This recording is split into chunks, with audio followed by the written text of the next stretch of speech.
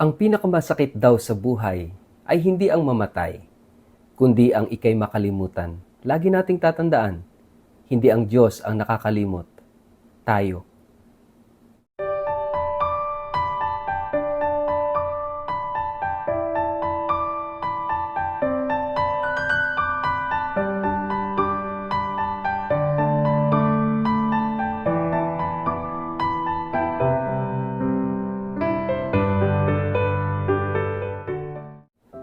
Ang mabuting balita ng Panginoon ayon kay San Lucas.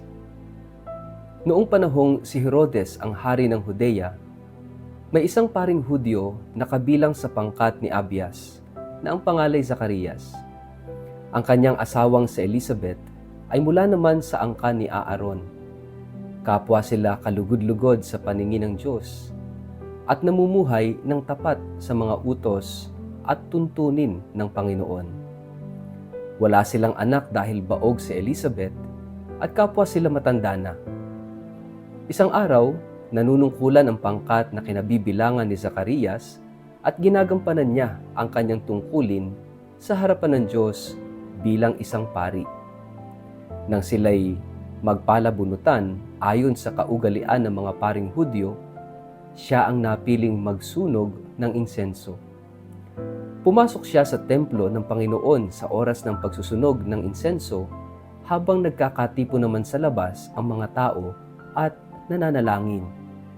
Nagpakita sa kanya doon ang isang anghel ng Panginoon na nakatayo sa gawing kanan ng altar na sunugan ng insenso. Nasindak si Zacarias at natakot nang makita niya ito. Ngunit sinabi ng anghel sa kanya, "Huwag kang matakot, Zacarias. Dininig ng Diyos ang iyong panalangin. Ang iyong asawang si Elizabeth ay magkakaanak ng isang lalaki at Juan ang ipapangalan mo sa bata. Ikaw ay matutuwa at magiging maligaya. Marami ang magagalak sa kanyang pagsilang sapagkat siya'y magiging dakila sa paningin ng Panginoon. Hindi siya dapat uminom ng alak o anumang inuming nakalalasing. Sa sinapupunan pa lamang ng kanyang ina, ay mapupuspos na siya ng Espiritu Santo.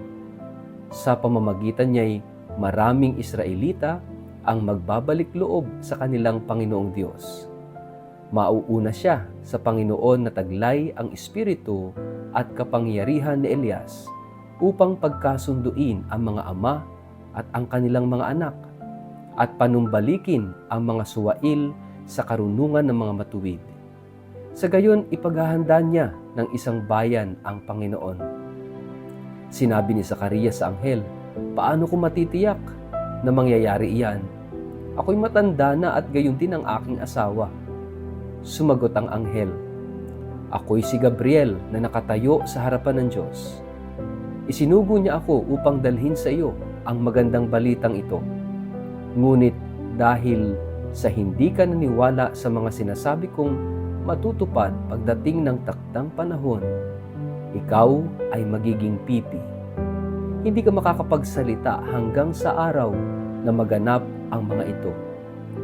Samantala naghihintay naman kay Zacarias ang mga tao.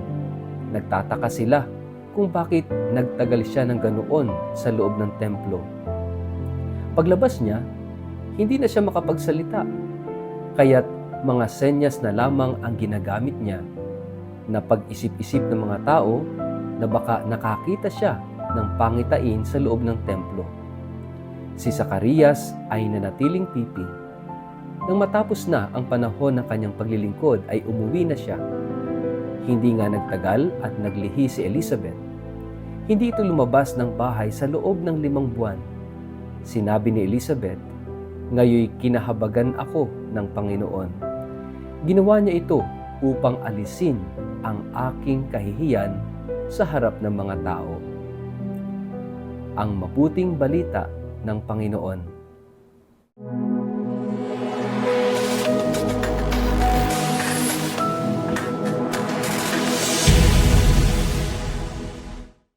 Mapagpalang araw po sa inyong lahat. Kumusta po kayo? Ang atin pong word of the day ay memory. Bago po tayo magpalalim sa atin pong reflection, ngayong araw na ito, kayo po ay muli kong inaanyayahan na huwag kakalimutan na mag-like, follow at subscribe sa ating page na Word of the Day at Father Richard Lagos. Ganun din po, pakishare ang ating video ito sa inyong kapamilya, kamag-anak, kaibigan, mga kakilala sa social media para po sama-sama tayo sa pagiging media evangelizers at online missionaries na nagpapalaganap ng salita ng Diyos sa mundo ng social media. Mga kapatid, 6 na araw na lang, Pasko na. At tayo ay nasa ika-4 na araw na ng ating Misa Aguinaldo o Misa de Gallo bilang paghahanda natin sa araw ng Kapaskuhan. At ngayong ika-4 na araw ng Misa Aguinaldo ay binibigyan tayo ng Diyos ng isang panibagong regalo sa araw na ito. At ano yung regalo na yon? It's the gift of memory. Mga kapatid, ito yung regalo. Yung memory, yung alaala, yung gunita, yung memorya. Ano ang palatandaan at patunay na ito yung regalo, ito yung bigay, ito yung pahiram, hindi atin. Anytime pwedeng mawala. Anytime pwedeng bawiin. Kapag tayo ay tumanda, nagiging makakalimutin. Kapag minsan, hinahanap mo yung salamin mo, yung pala nasa ulo mo lang, yung payong mo, yung pala nakasakbit lang sa'yo, yung mga gamit mo, yung pala nailagay mo lang sa ganito, o kaya bitbit mo. Dumarating yung punto na tayo ay nagiging makakalimutin. Minsan may mga tao tayo nakakasalamuha at sasabihin natin, sino na nga ba ito? Darating ang punto sa buhay na tayo'y makakalimot, na tayo magiging makakalimutin. Mga kapatid, meron akong naalalang kwento na isang bata o isang kabataan na sobrang lalim ang tampo sa kanyang mga magulang. Dahil bata pa lang siya, ay na-deprive na siya ng presence, ng pagmamahal, ng atensyon at ng oras ng kanyang mga magulang. Dahil sabi niya, bata pa lang siya, pinaalagaan na siya sa kanyang yaya at maagang umaalis ang kanyang mga magulang para sa negosyo, trabaho. Paggising niya, wala na ang kanyang mga magulang. At pagtulog niya sa gabi, darating ulit yung magulang niya, tulog na siya. Sa mahabang panahon ng kanyang kabataan ay ganoon ang nagiging sistema. Kaya sobrang nagkaroon ng emptiness sa kanyang puso na dumating yung point na halos hindi niya nakayanin. Kaya nagdesisyon na lang siya na lumayas sa kanyang tahanan. Subalit bago umalis ay nag-iwan siya ng sulat sa kanyang mga magulang. Hindi niya alam kung saan siya patutungo, hindi niya alam kung saan siya pupunta at ano ang mangyayari sa kanya. Kaya sabi niya, bahagi ng kanyang sulat nakalagay, "The greatest pain in life is not to die, but to be forgotten." Ang pinakamasakit daw sa buhay ng isang tao ay hindi yung mawalan at mamatay, kundi yung makalimutan.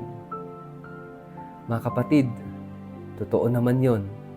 Napakasakit kapag ikaw ay kinalimutan. Kapag kinalimutan, tila ba ikaw ay walang halaga. Kapag hindi binigyang pansin. Mga kapatid, siguro tayo may kanya-kanyang mga karanasan na nakalimutan tayo. Birthday, anniversary, o kaya naman yung mga mahalagang araw sa buhay natin ay hindi naalala ng mga taong ine-expect natin na makakaalala sa atin. O kaya naman, kung hindi man tayo yung kinalimutan, tayo yung nakakalimot. Mga kapatid, masakit yung makalimutan. Kaya nga, dito sa ating gospel, mayroon 2 tao, mag-asawa, na feeling nila ay kinalimutan na sila ng Diyos. Si Elizabeth at si Zacarias. Si Elizabeth, ang kanyang pangalan ay nangangahulugang may pangako ang Diyos. Yung Zacarias, ang kahulugan ng kanyang pangalan ay nakakaalala ang Diyos. Pero tumanda na sila na wala silang anak. At yung pagiging walang anak sa kanilang konteksto ay isang malaking kahihiyan sa mga tao dahil ibig sabihin hindi sila pinagpapala ng Diyos at hindi pabor ang Diyos sa kanila. Kaya nga, imagine, yung pangalan nila ay against sa mga nangyayari sa buhay nila. At gaano kasakit yun na feeling nila sila'y kinalimutan pinabayaan ng Diyos. Baka marami sa atin ang nakaka-relate sa kwento ng mag-asawang ito, hindi man dahil sa pagkakaroon ng anak o kawalan ng anak, ay sa ibang aspeto ng buhay na feeling ay nakalimutan at pinabayaan na sila ng Diyos. Sa kahirapan ng buhay, nawalan ng trabaho, nawalan ng negosyo, nawalan ng mahal sa buhay, sometimes we feel like pinabayaan na tayo. Yung mga victims of abuses, ng human trafficking, yung mga nasa mundo ng adiksyon na feeling na hindi na nila alam kung paano makakaalis sa ganitong sitwasyon. Yung mga victims of war and conflicts of warring nations. Mga kapatid, marami ang mga taong siguro'y nakakaranas ng ganitong pakiramdam at pakiwaring sila'y pinabayaan at kinalimutan na ng Diyos. Napakaganda ng lesson ng araw na ito dahil sa kabila ng lahat, si Elizabeth at si Zacarias ay hindi bumitaw sa Diyos. Sa kabila ng kanilang katandaan, dahil sa kanilang pagkapit sa Diyos, paniniwala sa Diyos, dumating ang araw ng kaligtasan sa kanilang kahihiyan. Sa gospel, narinig natin kung paanong ibinalita kay Zacarias ang magandang balitang si Elizabeth ay magdadalang tao. Bagamat hindi agad na paniwalaan ni Zacarias, hindi siya makapaniwala dahil sa kanilang katandaan. Subalit walang hindi mapangyayari ang Diyos. Mga kapatid, magandang tingnan natin ang ating sarili. Doon sa mga pagkakataon na feeling natin tayo'y kinalimutan ng Diyos, ano yung ating reaksyon? Ano yung ating ginagawa? Bumibitaw ba tayo sa Diyos? O mas lalo tayong kumakapit sa Diyos? Alam nyo, sinasabi ng ating pananampalataya na hindi tayo nakakalimutan ng Diyos. Hindi ba't iyan ang sinasabi ni Propeta Isaías dun sa chapter 49, verse 15? Malilimutan ba ng ina ang anak na galing sa kanya? Sanggol sa kanyang sinapupunan, paano niyang makakalimutan? Nakaukit sa kanyang palad ang pangalan. At sabi pa nga, makalimutan man ng ina ang anak, hindi kita malilimutan. Iyan ang pangako ng Diyos. At iyan ang tinupad ng Diyos kay Elizabeth at kay Zacarias. Mga kapatid, kung feeling mo kinalimutan ka ng Diyos ngayon, huwag kang bibitaw. Huwag kang mawawalan ng pag-asa.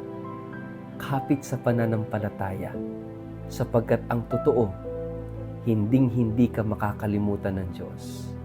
Tayo makakalimot sa Diyos, pero ang Diyos hindi makakalimot sa atin. Sa ngalan ng Ama at ng Anak at ng Espiritu Santo. Amen. Ama naming Diyos, huwag mo kaming kalimutan. Huwag mo po kaming pababayaan. Amen. Pagpalain po kayo't ingatan ng makapangyarihang Diyos, Ama, Anak at Espiritu Santo. Amen.